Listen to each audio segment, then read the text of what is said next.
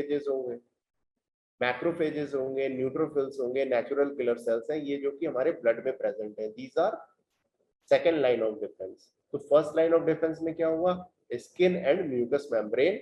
Mucus membrane जो कि हमारे डाइजेस्टिव ट्रैक्ट को, हमारे रेस्पिरेटरी ट्रैक्ट को, रिप्रोडक्टिव ट्रैक्ट को क्या करता है, कवर कर रहा है, वो these are skin and mucous membrane are first line of defence. And second line of defence क्या होगा, हमारे ब्लड में जो मैक्रोफेजेस है, न्यूट्रोफिल्स है, व्हाइट ब्लड सेल्स है, ये सब क्या है, these act as a second line of defence. अब थर्ड लाइन ऑफ डिफेंस क्या है, ये भी एक एडेप्टिव इम्यून सिस्टम होगा, जिसमें कि बी सेल्स क्या करेंगे, एंटीबॉडीज बनाते हैं। बी सेल्स हमारे बॉडी में क्या है, व्हाइट ब्लड सेल्स, एक स्पेशल टाइप के व्हाइट ब्लड सेल्स जो कि एंटीबॉडीज बनाते हैं, जिसको हम लोग बी सेल्स बोलते हैं। ये क्या कर सकते हैं, ये एंटीबॉडी बनाते हैं specific for any new antigen. जैसे कोई बैक्टीरिया या वायरस इंटर कर रहा है, तो वो क्या होगा, उसके अगेंस्ट क्या करेगा, बी सेल्स क्या करेगा, एंटीबॉडीज बनाता है। ठीक है, टी सेल्स भी क्या करेंगे, टी सेल्स क्या करते हैं, mediate cellular responses using variable receptors. ठीक है, तो बी एंड टी सेल्स क्या करते हैं, ये हमारे शरीर में बी सेल्स क्या करेगा, एंटीबॉडीज बनाते हैं, और टी सेल्स क्या करते हैं, डिफेंस में वो हेल्प करते हैं हमारे बॉडी में।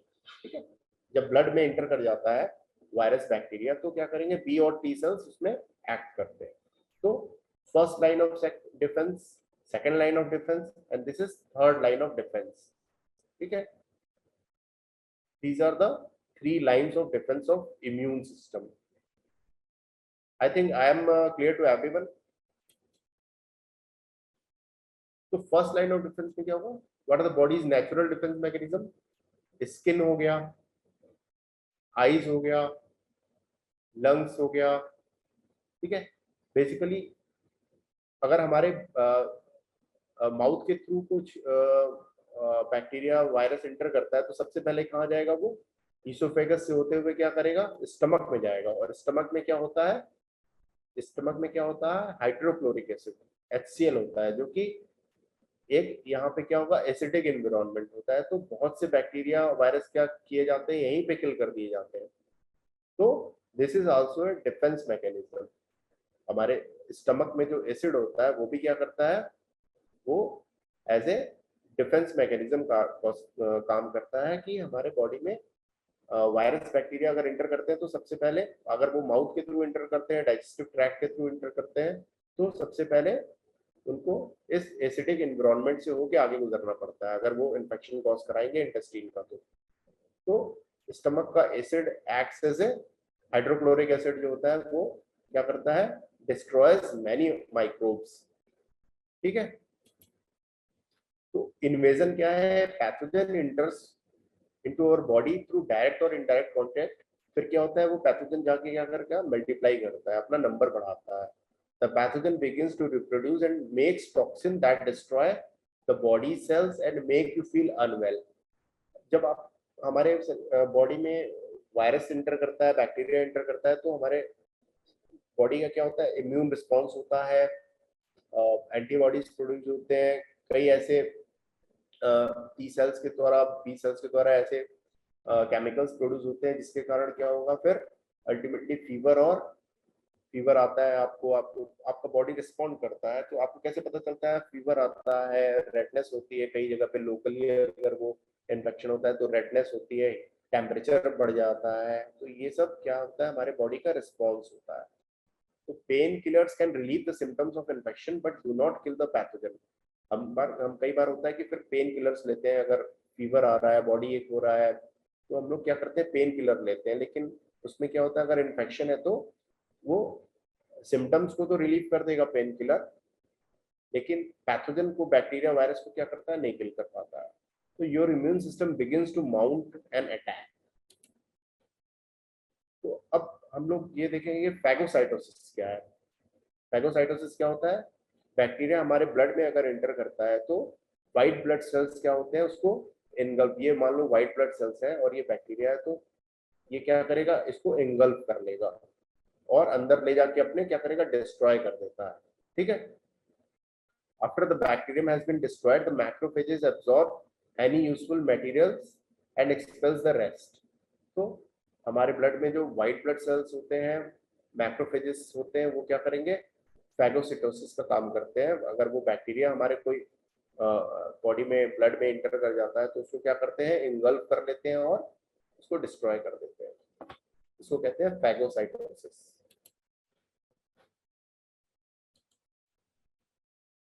अब हम लोग कई बैक्टीरिया के बारे में जानते हैं, जैसे ट्यूबरकुलोसिस का बैक्टीरिया है, वो क्या करता है, हमारे बॉडी में इंटर करके कहाँ पे इन्फेक्शन में मेन कॉज कराता है। मेजर साइट ऑफ इन्फेक्शन क्या है ट्यूबरकुलोसिस का, Mycobacterium tuberculosis mainly causes pulmonary infection, respiratory tract में पल्मोनरी इन्फेक्शन कॉज कराता है। आप करते हो, आप जानते हो, pulmonary tuberculosis the most common tuberculosis caused by Mycobacterium tuberculosis. सबसे कॉमन साइट क्या है, लंग्स है हमारे, जहाँ पे माइकोबैक्टीरियम ट्यूबरकुलोसिस इन्फेक्शन कॉज कराता है। अदर देन लंग्स और जगह भी इन्फेक्शन हो सकते हैं माइकोबैक्टीरियम के द्वारा, जैसे कि जॉइंट्स में हो सकता है, ठीक है, ब्रेन में भी हो सकता है, ठीक है, उसको हम लोग ट्यूबरकुलर मेनिंजाइटिस बोलते हैं। और कहाँ हो सकता है, बोन्स में हो सकता है, ठीक है। लेकिन कॉमन मोस्ट कॉमन साइट क्या है माइकोबैक्टीरियम से इन्फेक्शन का, lungs. Lungs are the most common site for Mycobacterium tuberculosis to cause infection. So TB bacteria have a number of adaptations. Mycobacterium tuberculosis means TB. TB bacteria have a number of adaptations that enable them to resist phagocytosis.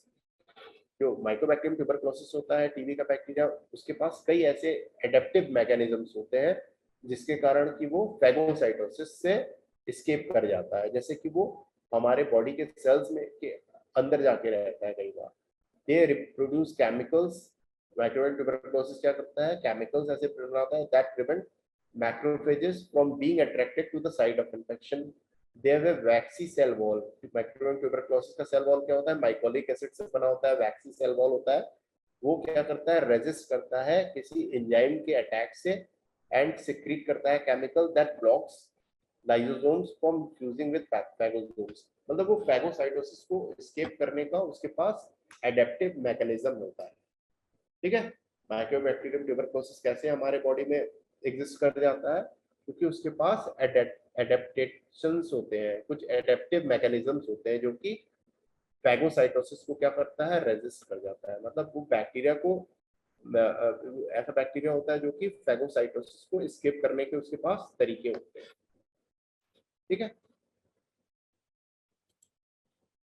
तो third line of mechanism हम लोगों ने, third line of defence क्या है, lymphocytes. हमारे body में white blood sales जो होते हैं, जिसमें कि lymphocytes are common. Lymphocytes are a type of white blood cells found in the blood और lymph nodes and made by the bone marrow. There are several types of lymphocytes, जैसे कि common examples है T lymphocytes and B lymphocytes. T lymphocytes क्या है, एक तरीके के white blood sales है जो कि रिकॉग्नाइज करते हैं एंटीजेंस को पैथोजन पे। मतलब बैक्टीरिया वायरस हमारे बॉडी में एंटर किया तो उसके ऊपर क्या होते हैं, ये बैक्टीरिया हो गया मान लीजिए, तो इसके ऊपर क्या होते हैं, एंटीजेंस होते हैं, ठीक है। तो इन एंटीजेंस को क्या करता है, टी लिम्फोसाइट जो होता है वो रिकॉग्नाइज करता है, फिर उसको अटैक करता है, ठीक है। टी लिम्फोसाइट क्या करेगा, एंटीजन पैथोजन माइक्रो ऑर्गेनिज्म के ऊपर जो एंटीजन होते हैं उसको रिकॉग्नाइज करेगा, फिर उसको क्या करता है, अटैक करता है और coordinate the activity of other sales of the immune system, या दूसरे बॉडी के हमारे ब्लड में जो बाकी सेल्स होते हैं उसको क्या करता है, उससे कोऑर्डिनेट करता है इम्यून रिस्पॉन्स। दूसरा इंपॉर्टेंट व्हाइट ब्लड सेल कौन सा है, बी लिम्फोसाइट।